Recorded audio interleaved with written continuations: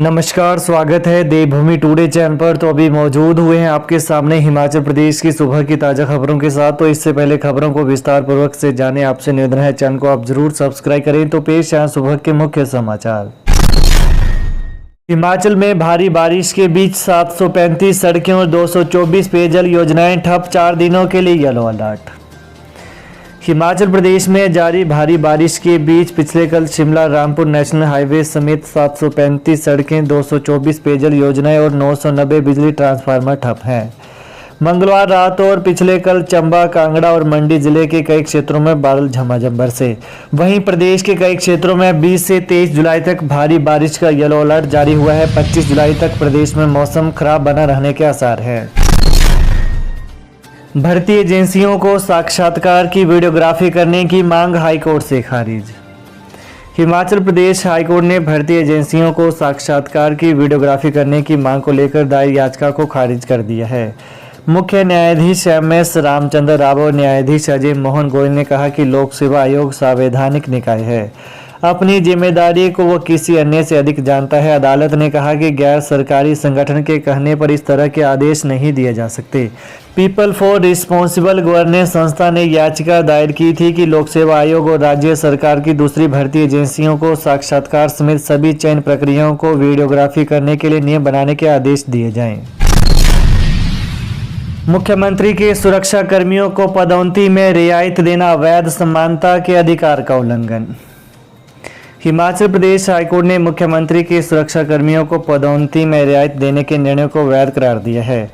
अदालत ने कहा कि एक वर्ग विशेष को समय से पहले पदोन्नत करना समानता के अधिकार का उल्लंघन है। न्यायाधीश त्रिलोक सिंह चौहान और सत्यन वैद्य की खंडपीठ ने यह निर्णय सुनाया। वहीं हाईकोर्ट जजों की सुरक्षा में तैनात पुलिसकर्मियों ने मुख्यमंत्री की सुरक्षा कर्मियों की तर्ज पर पदोन्नति में रियायत देने के लिए याचिका दर्ज की थी। अदालत को बताया गया कि 8 दिसंबर 2020 को सरकार ने मुख्यमंत्री की सुरक्षा में तैनात पीएसओ को हेड कांस्टेबल बनाने के लिए स्थायी आदेश जारी किए थे। चंबा के सलूनी में मूसलाधार बारिश से भारी नुकसान, मुख्य मार्ग समेत 130 सड़कें अवरुद्ध। चंबा जिले के सलूनी उपमंडल में मूसलाधार बारिश से 35 मकान व गौशालाएं क्षतिग्रस्त हो गई हैं।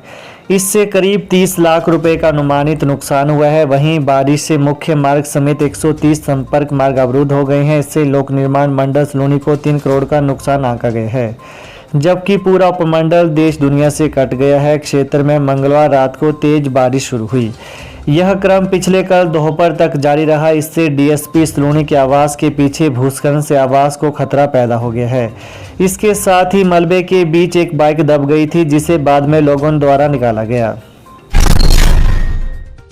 कुल्लू के नगवाई में पर्यटकों का हंगामा, पेट्रोल पंप जलाने का किया प्रयास।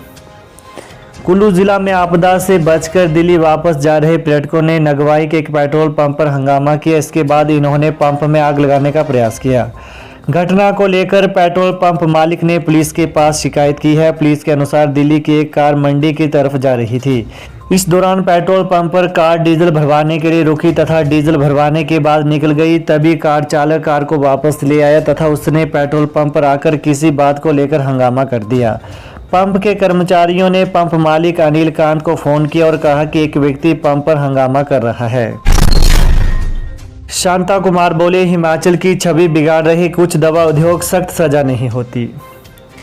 प्रदेश में दवा उद्योग में हो रहे भ्रष्टाचार को लेकर पूर्व मुख्यमंत्री शांता कुमार ने कहा कि जब तक ऐसे मामलों में सख्त सजा नहीं होती है तब तक यह भ्रष्टाचार चलता रहेगा। उन्होंने मुख्यमंत्री सुखविंदर सिंह सुक्खू से आग्रह किया है कि वो इस मामले में सख्त कार्रवाई करें। उन्होंने कहा कि यह गर्व की बात है कि देश के लिए 40% दवाइयों का उत्पादन हिमाचल में होता है। प्रदेश में ब्लॉक ड्रग पार्क और मेडिकल डिवाइस स्थापित किए जा रहे हैं। वहीं उन्होंने कहा कि दोनों योजनाओं से हजारों लोगों को रोजगार मिलेगा, लेकिन दुर्भाग्य की बात है कि कुछ दवा निर्माता हिमाचल की छवि बिगाड़ रहे हैं। पिछले 6 महीने में पूरे देश की 292 दवाइयों के सैंपल फेल हुए। इनमें 93 दवाइयां हिमाचल प्रदेश की हैं। प्रदेश में 22 उद्योग ऐसे हैं जिनकी दवाइयों के सैंपल बार बार फेल हो रहे हैं। उन्होंने कहा कि लाइसेंस रद्द कर दिया जाता है और कुछ दिन बाद फिर से दे दिया जाता है। किसी अपराधी के विरुद्ध कठोर कार्रवाई नहीं की जाती है। विक्रमादित्य ने NHAI से मांगी वित्तीय मदद। प्रतिभा संघ केंद्रीय ग्रामीण विकास मंत्री से भी मिले। लोक निर्माण मंत्री विक्रमादित्य सिंह ने पिछले कल नई दिल्ली में राष्ट्रीय राजमार्ग प्राधिकरण NHAI के अध्यक्ष संतोष कुमार यादव से भेंट कर बाढ़ और बादल फटने से राष्ट्रीय राजमार्गों को हुए नुकसान के बारे में अवगत करवाया। उन्होंने क्षतिग्रस्त सड़कों और पुलों के पुनर्निर्माण के लिए NHAI को प्रेषित किए गए अनुमानों के अनुसार निधि के आवंटन का आग्रह किया। वहीं उन्होंने कहा कि विशेष रूप से मनाली में ब्यास नदी के बाएं किनारे चक्की पठानकोट पुल और मनाली मंडी राष्ट्रीय राजमार्ग और अन्यों के लिए प्रेषित अनुमानों के लिए निधि आवंटन में उनसे व्यक्तिगत हस्तक्षेप का आग्रह भी किया। जयराम ठाकुर ने बद्दी में लिया नुकसान का जायजा, बोले आपदा में लोगों को राहत दिलाने में सरकार नाकाम। नेता प्रतिपक्ष एवं पूर्व मुख्यमंत्री जयराम ठाकुर ने बद्दी में पत्रकार वार्ता में कहा कि प्रदेश कांग्रेस खिलाफ लोगों में रोष है, उसकी पूरे देश में चर्चा है। कांग्रेस कार्यकर्ता सरकार के प्रति रोष स्वरूप गुपचुप बैठे हैं। जयराम ठाकुर पिछले कल बद्दी में भारी बारिश से हुए नुकसान का जायजा लेने पहुंचे थे। उन्होंने कहा कि सरकार बदले की भावना से कार्य कर रही है। सरकार को यह नहीं पता कि रेस्क्यू ऑपरेशन में एक एक व्यक्ति की जान कीमती होती है, न कि कोई नेता या अधिकारी वहां पर हेलीकॉप्टर में बैठकर सेल्फियां लें। सरकार आपदा में लोगों को राहत दिलाने में नाकाम रही है। वहीं जयराम ने कहा कि केंद्र द्वारा 364 करोड़ की आर्थिक सहायता इस आपदा के लिए प्रदान की गई है और NDRF की टुकड़ियां भी भेजी हैं। आर्मी के हेलीकॉप्टर रेस्क्यू के लिए भेजे, लेकिन फिर भी कांग्रेस कह रही है कि केंद्र से कोई सहायता नहीं मिल रही। उन्होंने सरकार से आग्रह किया कि प्रभावित और टूटी सड़कों और पुलों की शीघ्र मरम्मत हो। अगर किसी की मृत्यु हुई है तो उसके परिवार को सहायता प्रदान करें। सीएम सुक्खू बोले 31 अगस्त तक डिजिटलाइज्ड होगा शिक्षा विभाग, सचिवालय की 50% शाखाओं में ई-ऑफिस प्रणाली।